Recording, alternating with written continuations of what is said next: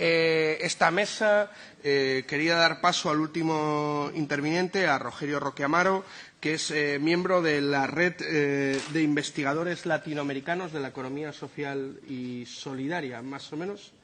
Bueno, a mí eso no me habían puesto, el member de RILS, ¿no? TIPES. Okay. Excuse me. So, good morning to everyone in this room. I thank you again the opportunity to be here and to discuss this important and urgent subject. To be global with diversity and to give Portuguese idiom the opportunity to be heard in this conference, I will talk in Portuguese.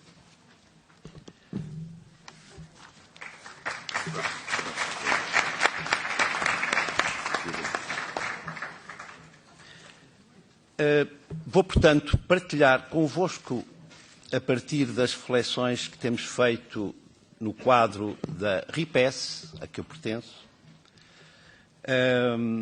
algumas reflexões sobre o quadro institucional e legal atual na Europa. Para ser rápido, tenho 11 tópicos telegráficos. Primeiro, a economia social e a economia solidária são conceitos e práticas que existem e estão em crescimento e renovação, de facto, que partilham princípios e valores comuns, que têm a mesma origem, e eu sublinharia os princípios da reciprocidade e da solidariedade, o desafio da democracia e a articulação do económico com o social, e agora acrescentaremos com o ecológico, com o cultural, com o político, com o territorial e com o conhecimento e com a ética, que transportam em si um ideal de alternativa e de transformação social, científica e política, e económica, claro, mas que preservam cada uma delas as suas autonomias, identidades e diferenciações próprias. Economia social e economia solidária têm um tronco comum, mas são dois conceitos e práticas que têm a sua autonomia própria cada uma, mas que têm todo o interesse em dialogar e em articular-se. E, portanto, eu trago aqui esta importância de sublinhar a economia solidária como algo que completa, que vem na sequência, mas que é uma coisa diferente da economia social. O mesmo se diga também de outras expressões e manifestações, e este é o segundo ponto, criativas e inovadoras do que poderíamos chamar uma economia alternativa, que apareceram nos últimos, que irromperam nos últimos tempos, com uma enorme criatividade, com uma enorme capacidade de invenção, que nos obriga a mudar os nossos critérios de análise económica e de conceptualização económica de uma maneira profundamente inquietante e profundamente transformadora. Este é o segundo ponto. Terceiro tópico. Em geral, os quadros legais, jurídicos e institucionais destes domínios, da economia social, solidária e alternativa, são, em geral, secundários, segunda linha face aos outros quadros legais da economia, subordinados, antigos, muitos deles ainda estão no século XIX ou na primeira metade do século XX, alguns reapareceram ou foram renovados recentemente, incompletos e desatualizados. Este é o terceiro ponto. Quarto ponto. Normalmente, os quadros legais, jurídicos e institucionais que existem na Europa centram-se essencialmente na economia social e desvalorizam e esquecem a economia solidária e as novas formulações da economia alternativa. Quinto ponto. Existem algumas exceções, contudo, que já falam nos seus estatutos legais de economia social e solidária, por exemplo, na Catalunha, por exemplo, em França, sobretudo ao nível local e departamental, também já em construção no Luxemburgo, em Espanha em geral. Por exemplo, a Declaração de Luxemburgo, em dezembro de 2015, para uma economia social e solidária na Europa, adotada pelo Luxemburgo, pela França, pela Itália, pela Espanha, pela República Eslováquia e pela Eslovénia. E há outros exemplos, estes são apenas algumas exceções. E, portanto, há exceções, há inovação. E isto leva-me ao sexto ponto. há indícios de mudança interessantes e de abertura de novos caminhos nestes domínios.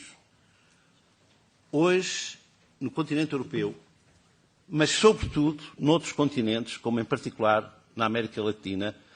Por isso talvez é que houve esta referência à América Latina. Eu estou muito ligado à América Latina pela via do Brasil e pela via de outros países da América Ibérica, mas de facto a minha pertença é ao RIPES e à Rede Portuguesa de Economia Solidária, como já disse.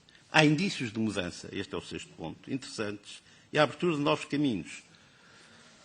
A própria oportunidade, nos últimos anos, de terem criado leis de base de economia social em 6 países, como foi dito mesmo há pouco, na Espanha, na Bélgica, na Roménia, na França, em Portugal e na Grécia, não é propriamente já uma abertura desses novos caminhos, mas pode ser uma oportunidade para discutirmos, para debatermos e para, digamos, criar essas outras formas de estatutos legais, formas jurídicas e quadros institucionais. Sejamos atentos ao que se tem passado nos últimos tempos em países tão distintos como a Grécia, a Alemanha, a Áustria, a Itália, o Luxemburgo, a Espanha, a França e Portugal, a Roménia, entre outros, nesta linha dos novos caminhos. Estejamos atentos ao facto de existirem hoje redes com expressão europeia de economia social e solidária. O caso, como já referi, da RIPES, mas também o caso da RIUS, da Rede Interuniversitária de Economia Social e Solidária. Isto leva-me ao 7º ponto, que é fundamental atualizar e tornar mais operacional e amplo o quadro legal, jurídico e institucional da economia social e solidária nos países europeus. É fundamental e urgente. Se queremos estar a par da criatividade e da inovação que o terreno nos traz e se queremos ser coerentes na superestrutura legal e institucional destes novos movimentos. E, portanto, isto leva-me ao 8º ponto. O desafio atual é de criar quadros legais, jurídicos e institucionais amplos, com criatividade de formas e expressões, permanentemente atualizáveis e flexíveis, e que cubram esta riqueza e diversidade dessa economia social, solidária e alternativa. Leva-me ao 9º ponto. Estes quadros legais, jurídicos e institucionais urgentes devem apresentar pelo menos 3 características ou pontos fundamentais. O primeiro, dar conta da pluralidade destas formas e domínios, ou seja, assumir uma lógica inclusiva, ou seja, que não seja excludente de nenhuma destas formas. Segundo, estimular e ser preparados uma lógica de diálogo e cooperação entre estas diferentes formas e expressões, entre as várias redes e as várias formas. E terceiro, ser uma ocasião para reformular as relações entre a economia social e solidária e alternativa e o Estado. Não para que a economia social e solidária se tornar, numa visão neoliberal, uma delegação, uma sucursal do Estado, ou um desinvestimento no Estado. Não para se subordinar ao Estado, uma visão que eu diria provocatoriamente stalinista, mas sim para criar um novo modelo de governança partilhada, ou de parceria-providência, ou de partilha-providência, envolvendo também formas de articulação com o mercado e com as empresas, e, portanto, de articulação entre, por um lado, uma solidariedade bottom-up e espontânea da sociedade civil e uma solidariedade funcional e institucional do Estado Social, e também de articulação entre a democracia representativa e a democracia participativa. 10º ponto, estou a terminar. Em Portugal, nós ainda estamos muito aquém disto. A lei de bases é só da economia social e não aceitou incorporar a economia solidária. O Instituto Público para a Economia Social não aceitou, eu votei vencido e fui o único, incorporar a expressão economia solidária nos seus estatutos. O Conselho Nacional de Economia Social, criado recentemente, é só de economia social. E temos indícios até de recuos, como o novo Código Cooperativo, que cria a figura dos investidores sociais, com a possibilidade de participarem nas decisões das cooperativas em função das ações e do capital que investem nas cooperativas, o que é a prostituição do princípio cooperativo. E termino dizendo a importância, o 11º ponto, deste tema ser assumido, discutido debatido sem hesitações e com caráter de urgência por este Parlamento, pelos grupos, e em particular por este grupo, em articulação com as redes europeias e nacionais.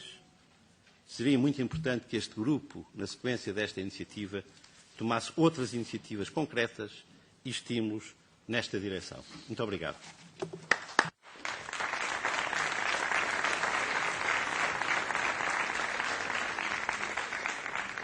Muchas gracias. Con esta intervención damos por finalizada esta mesa. Ahora empezarán los talleres. Subirán aquí los moderadores para que todos les pongáis cara de los diferentes talleres. Y no quería terminar sin volver a dar el agradecimiento a todas esas personas invisibles que hacen posible